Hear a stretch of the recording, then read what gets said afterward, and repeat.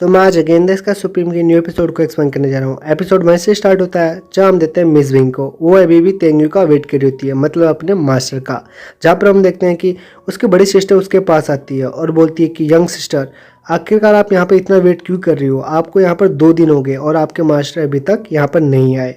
और आपको ऐसा क्यों लगता है कि इन 3 दिनों के अंदर आपके मास्टर आपसे मिलने आ जाएंगे, क्योंकि तुमने तो उनको कोई इन्फॉर्म ही नहीं किया। इसके बाद मिस विंग उसे बोलती है कि मुझे पूरा भरोसा है कि मेरे मास्टर मुझसे मिलने ज़रूर आएंगे। जिसके बाद वो उसको वहाँ से चलने के लिए बोल देती है और बोलती है कि मैं अभी भी उनका वेट करूँगी। जिसके बाद उसकी बड़ी बहन उसकी बात मान के वहाँ से चली जाती है। और हम देखते हैं कुछ समय बाद वहाँ पर 3 दिन भी गुजर चुके होते हैं, जहाँ पर उसकी बड़ी बहन उसके पास आती है और बोलती है कि बेवकूफ़ लड़की, तुम अभी भी यहाँ पर उनका वेट कर रही हो। आज 3 दिन और 3 रातें हो चुकी है, लेकिन तुम्हारे मास्टर का कोई अता पता नहीं और ना ही वो यहाँ पर आएंगे। जिसके बाद मिस बिंग भी सोच रही होती है, तभी उसकी बड़ी बहन नोटिस करती है और उसे बोलती है कि तुम 3 दिनों से भूखी प्यासी उनका वेट कर रही हो और ये कोई वेट मुझे मामूली नहीं लगता।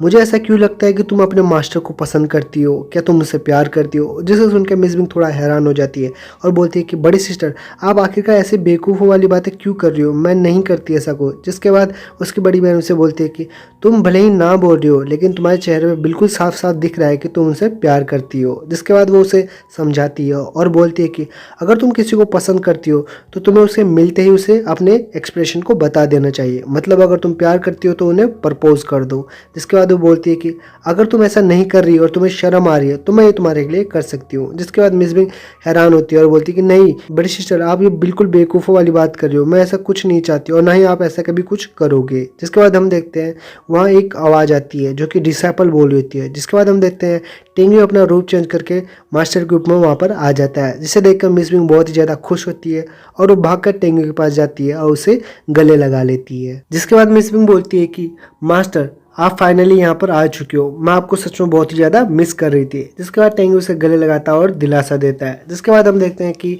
मिस बिंग की बड़ी सिस्टर उसके पास आने लगती है। तभी टेंगू से पूछता है कि आखिरकार ये कौन है। जिसे देखकर मिस बिंग स्माइल करती है और बोलती है कि क्या सच में तुम इतना गंदा प्रिटेंड करोगे कि तुम्हें कुछ नहीं पता है। जिसके बाद मिस बिंग भी उसको नाटक करती है और बोलती है कि मास्टर, ये मेरी बड़ी सिस्टर है, इसका नाम सुजैन है। जिसके बाद हम देखते हैं टेंगू को, वो बोल रहा होता है कि सच में ये तो बहुत ही ज़्यादा यंग है और साथ ही ये तो डिवाइन सोल इनके 7th लेवल पर है।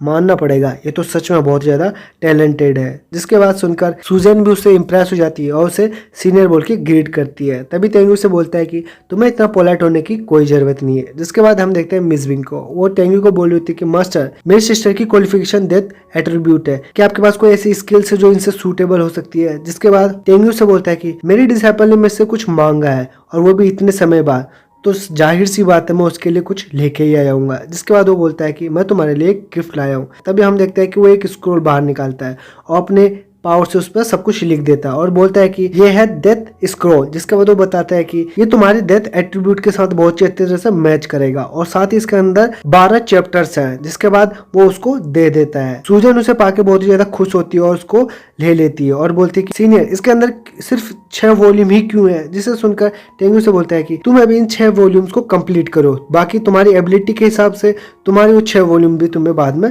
अपने आप मिल जाएगी। जिसके बाद टेंगू से बोलता है कि मैंने तुम्हें इतनी अच्छी एक्सरसाइज दी और साथ ही तुम्हारी हेल्प की, तुम मुझे अभी तक थैंक यू क्यों नहीं बोली? जिससे सुनकर वो थोड़ी हैरान हो जाती है और सूजन उसको थैंक यू बोलती है। जिसके बाद टेंगू से बोल रहा होता है कि मैं तुमसे एक और चीज चाहता हूँ सूजन, तुम कसम खाओ कि तुम इस स्किल के बारे में किसी को कुछ नहीं बताओगे। जिसके बाद सूजन भी उसकी बात मान लेती है और प्रॉमिस करती है कि अगर मैंने अपनी इस स्किल के बारे में किसी को बताया तो हेवन और अर्थ मुझे दोनों पनिश करेंगे और मेरी जान ले लेंगे। जिसके बाद सुनकर टेंगू भी मान लेता है और बोलता है कि इतना काफ़ी है। जिसके बाद हम देखते हैं मिस बिंग को, वो उससे बोल रही होती है कि मास्टर प्लीज़ अंदर चलिए, मैं आपसे अंदर जाके बात करना चाहती हूँ। जिसके बाद हम देखते हैं कि वो तीनों ही अंदर चले जाते हैं। तभी हमें अंदर का सीन दिखाया जाता है जहाँ टेंगू सूजन को देख के बोल रहा होता है कि मैंने तुम्हारी जान बचाई, इसके बावजूद भी तुम मुझसे इतना ज़्यादा हेट करती हो, अब मैं तुम्हें अच्छी तरह से बताऊंगा। जिसके बाद हम देखते हैं कि वो सूजन को पास बुलाता है और बोलता है कि तुम भी मेरे पास आओ और मेरे पैर दबाओ। जिसके बाद हम देखते हैं कि मिस भी वहाँ पर हंस रही होती है। तभी सूजन ना चाहते भी उसके पास जाती है और सीनियर बोल के उसके पैर दबाने लगती है। तभी टेंगू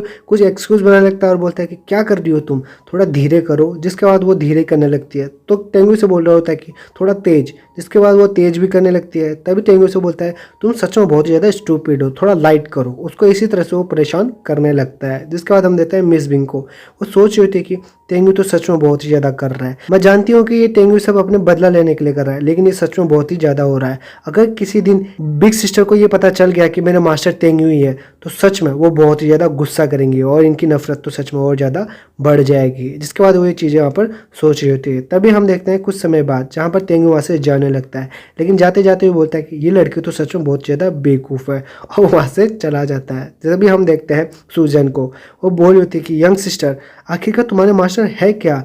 वो मेरे को आखिरकार इतने ज़्यादा बेइज्जती क्यों कर रहे थे, और आइए आखिरकार आए कहाँ से है? जिसके बाद वो बोल रही होती है कि उन्होंने पूरे दिन मुझसे अपने पैर दबवाए, और साथ ही मुझे ऐसा लग रहा था कि वो मुझे खुद जानबूझ के कुछ टारगेट कर रहे थे। क्या मैंने उनका कुछ बुरा किया है? जिसके बाद वो मिस बिंग से उसके बारे में पूछने लगते हैं। तो मिस बिंग ने बोलती है कि मुझे उनके बारे में कुछ नहीं पता, क्योंकि वो बहुत ही ज़्यादा रहस्यमयी है। उनके बारे में किसी को कुछ नहीं पता, वो कहाँ से आए कहाँ से नहीं आए। जिसके बाद वो उसके बारे में कुछ नहीं बताती। तो सूजन भी समझ चुकी होती है और वो बोल रही होती है कि ठीक है, मैं बहुत ही ज़्यादा थक चुकी हूँ, तो अब मैं जा रही हूँ आराम करने। जिसके बाद हम देखते हैं कि सूजन वहाँ से चली जाती है। तभी सीन शिफ्ट होता है और हम वहाँ पर सारे मास्टर को देखते हैं, जहाँ मिस बिंग बोल रही होती है कि सेकंड एल्डर ने सभी को एक्सरसाइज और रिलैक्सर्स दे दी है, और साथ ही 5 साल बाद यहाँ पर इमोटल सेट के अंदर 10 मेरिडियर्स कंपटीशन भी होगा, जिसके अंदर हम बहुत ही अच्छा परफॉर्मेंस देंगे। जिसके बाद वो बोल रही होती है कि तुम यहाँ पर 5 साल तक आप प्रैक्टिस करोगे, स्पिरिचुअल एनर्जी को मैक्स रिम तक पहुंचाओगे। जिसके बाद वो बोल रही होती है कि साथ ही हमें 9 मेरिडियन सेक्ट को भी अपनी स्ट्रेंथ दिखानी है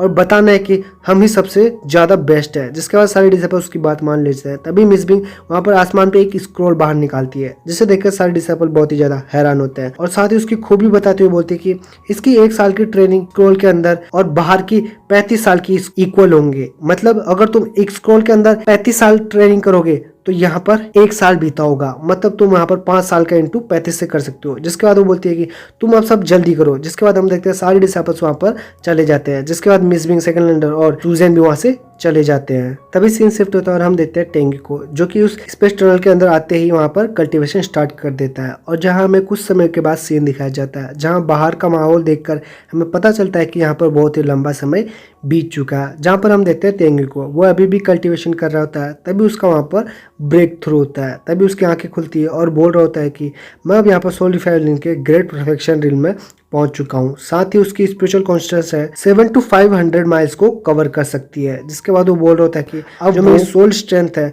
अब वो सोल रिम के 4th लेवल तक पहुंच चुकी है। जिसके पाकर वो बहुत ज्यादा खुश हो रहा होता है। जिसके बाद हम देखते हैं वो वहाँ पर अपनी कल्टीवेशन करना बंद कर देता है और बोल रहा होता है कि अब कुछ समय बाद 10 मिनट का कंपटीशन भी है, तो मुझे उसके लिए तैयारी करनी चाहिए, क्योंकि मैंने मास्टर तेंताई को प्रॉमिस किया है और उसको पूरा भी करना पड़ेगा। जिसके बाद वो बोल रहा होता है कि मुझे फेरी लिस्ट के अंदर टॉप करना होगा। जिसके बाद वो बोल रहा होता है कि ये मेरे पास एक मौका है जिससे मैं सेंट बन सकूं, मतलब गॉड ऑफ सन बन सकूं। जिसके बाद वो खड़ा होता है, वो बोलता है कि अब मुझे अपनी फ्लाइंग सोर्ड को भी यहाँ पर रिफाइन कर लेना चाहिए और साथ ही उसके 11 एट्रीब्यूट को भी मिक्स कर देना चाहिए। जिसके बाद हम देखते हैं वो ज्यादा टाइम वेस्ट ना करते वहाँ पर एक फर्नेस बाहर निकालता है। जिसके बाद वो अपने सारी स्वॉर्ड्स को बाहर निकाल लेता है। उसके बाद वो एक स्टोरेज को भी उसके अंदर डाल देता है और हम देखते हैं कि एक स्वॉर्ड बाहर आती है, जिसे देखकर वो बहुत ज्यादा खुश होता है। जिसके बाद वो बोलता है कि अब इस स्वॉर्ड को भी रिफाइन करने की बारी आ चुकी है। जिसके बाद हम देखते हैं कि वो स्वॉर्ड को भी वो वहाँ पर रिफाइन कर लेता है और बोलता है कि इसके अंदर तो एक पैटर्न बन चुका है। जिसके बाद वो अपने 11 एट्रीब्यूट्स मटेरियल्स को भी वहाँ पर रिफाइन कर लेता है, जो कि उसको लियो द्वारा दिया गया था। जिसके बाद हम देखते हैं वो सारे